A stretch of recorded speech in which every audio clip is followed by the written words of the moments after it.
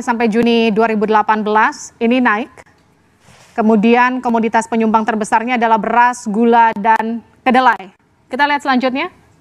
Ini impor beras dan gula. Ini data impor beras dan gula yang juga cukup jadi perdebatan beberapa waktu belakangan. Ini kita lihat di 2018 ada 2.253.750 ton. Di 2018 ada 5 juta ton lebih ini gula dan juga beras yang kenaikannya cukup signifikan. Saya ingin bertanya bahwa Bapak Joko Widodo waktu begitu menjabat sebagai presiden dalam beberapa kesempatan menyampaikan bahwa tidak akan import komoditas-komoditas pangan. Ternyata dalam 4 tahun Bapak memimpin, Bapak banyak sekali mengimpor, Pak. Komoditas-komoditas itu ada datanya semua.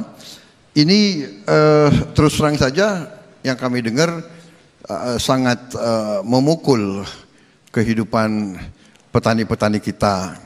Petani tebu panen, tapi gula dari luar masuk dalam jumlah yang sangat besar, Pak, jutaan ton, sehingga baik, waktunya sudah habis. Kemudian mohon maaf, Bapak. demikian juga komoditas lain. Waktunya sudah habis, Padahal Bapak sendiri membanggakan bahwa baik, produksi naik. Jadi mohon jawaban, Pak. Baik, silakan Bapak nomor urut 01 untuk menjawab. Waktu Bapak 2 menit dimulai ketika berbicara. Silakan. Terima kasih. Tadi di depan sudah saya sampaikan bahwa di tahun 2014 kita mengimpor jagung itu 3,5 juta ton. 2018 kemarin perlu saya sampaikan kita hanya mengimpor 180.000 ton. Artinya petani kita, petani jagung kita telah memproduksi 3,3 juta ton.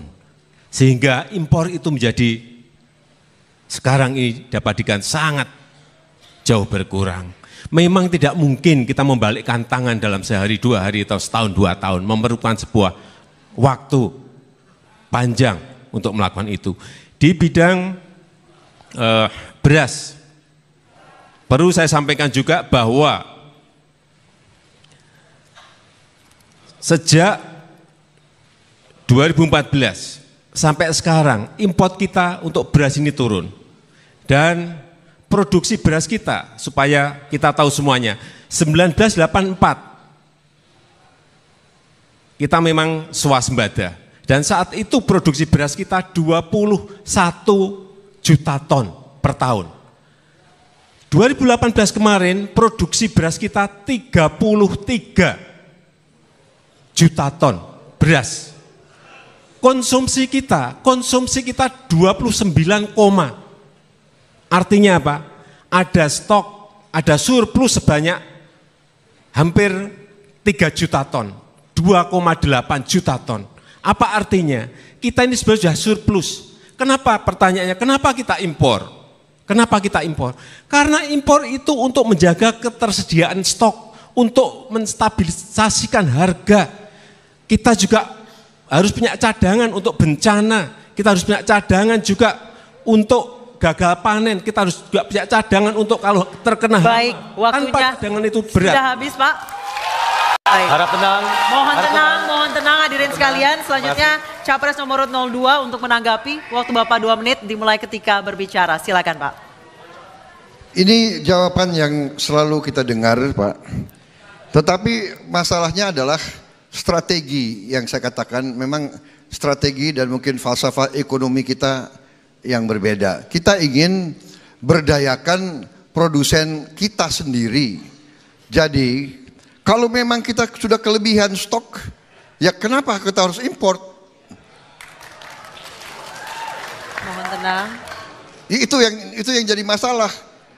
Kalau kita sudah benar kelebihan 3 juta, kenapa harus kita import? Apakah tidak lebih baik devisa itu dihemat, kemudian digulirkan, kita buka lahan baru, kita bantu benih, kita bantu pupuk, Pupuk itu sampai ke petani, ya. Jadi ini mungkin falsafah beda, Pak. Kami berpegang kepada ya bahwa ekonomi harus untuk rakyat, bukan rakyat untuk ekonomi. Jadi pasal 33 bagi kami ini adalah suatu pengaman. Dan ini yang kita lihat dari mana-mana, ini yang diminta oleh para petani di mana. Dia minta harga yang baik, tapi dia juga minta jangan import pada saat panen. Jadi saya kira mungkin Menteri Perdagangan Bapak tidak melaporkan ke Bapak bahwa baru-baru saja beliau merubah keputusan Menteri, Pak. Kalau dulu tidak boleh import 1 bulan sebelum panen dan tidak boleh import 2 bulan setelah panen. Sekarang boleh import, Pak. Ini tolong Bapak perlu cek karena ini jadi masalah di bawah. Ini yang dikeluhkan oleh petani-petani kita di mana-mana, dan ini masalah menurut saya adalah masalah yang mendasar, ya, bahwa kita harus benar-benar berdiri di atas kaki kita sendiri dan tidak Baik, tergantung. Waktunya sudah habis Bapak. Silakan Capres nomor 01 untuk menanggapi. Waktu Bapak 2 menit dimulai ketika berbicara. Silakan Pak. Memang yang paling sulit adalah menjaga keseimbangan harga. Petaninya senang, masyarakat juga senang. Kalau kita hanya ingin menaikkan harga produk gabah, ya dinaikkan saja HPP kita. Tetapi harga di pasar akan juga ikut naik. Masyarakat akan merasakan beban di situ. Keseimbangan inilah yang terus kita jaga. Artinya apa? Petani juga bisa mendapatkan untung, tetapi masyarakat juga bisa menjangkau harga yang ada di pasar. Sebetulnya kesulitannya ada di situ. Inilah fungsi pemerintah, menjaga stabilitas harga, menjaga stabilitas stok, agar dua-duanya ini mendapatkan keuntungan.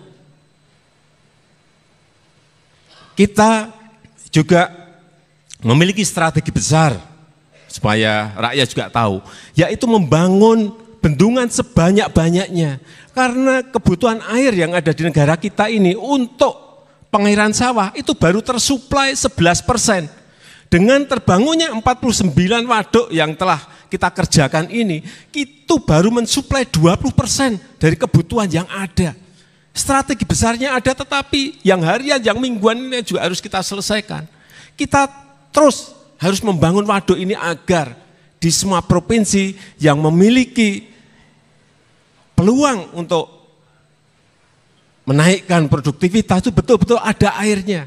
Contoh di NTT. Kita telah bangun 7 bendungan di NTT saja.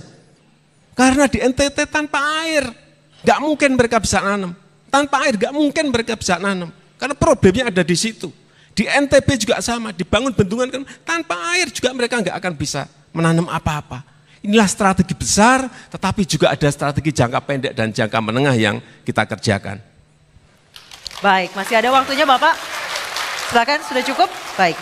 Baik, terima kasih dan sekarang Rakyat Indonesia yang saya cintai, mengelola negara sebesar Indonesia ini tidak mudah, tidak gampang. Sangat beruntung sekali saya memiliki pengalaman mengelola sebuah kota sebagai wali kota, kemudian mengelola provinsi sebagai gubernur di DKI Jakarta, dan 4,5 tahun ini mengelola negara kita Indonesia.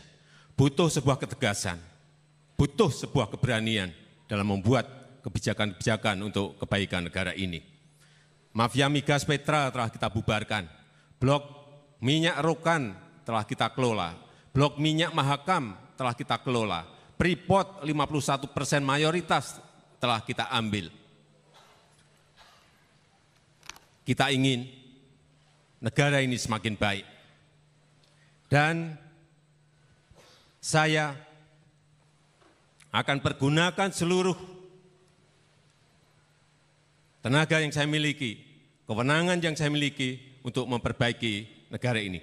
Tidak ada yang saya takuti untuk kepentingan nasional, untuk kepentingan rakyat, untuk kepentingan bangsa, untuk kepentingan negara. Tidak ada yang saya takuti kecuali Allah Subhanahu wa Ta'ala. Untuk Indonesia maju, untuk rakyat kita sejahtera. Terima kasih. Baik, sahabat-sahabatku dimanapun kau berada pada malam hari ini, kita telah melaksanakan debat, diskusi, hal-hal yang penting. Kita melihat itikat baik dan bagaimanapun Pak Joko Widodo punya hasil-hasil yang dicapai.